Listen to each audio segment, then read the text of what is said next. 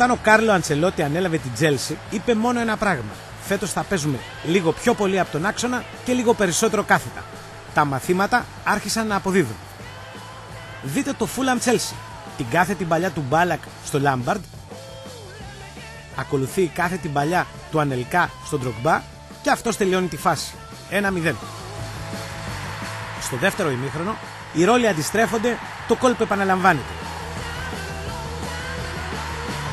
Την κάθετη αυτή τη φορά τη δίνει ο Ντρογκμπά στον Ανελκά. 2-0. Και η Μίλαν άλλωστε το ποδόσφαιρο του Αντσελότι παίζει ακόμα. Με τη Σιένα κάθε την παλιά του Ροναλντίνιο στον πάτο και 0-1. Λίγο αργότερα κάθε την παλιά του Μάγου στο Φλαμινί, γύρισμα στον πάτο και να και το δεύτερο γκολ. Τα μαθήματα του Αντσελότι είναι σαν το ποδήλατο. Δύσκολα τα ξεχνάς.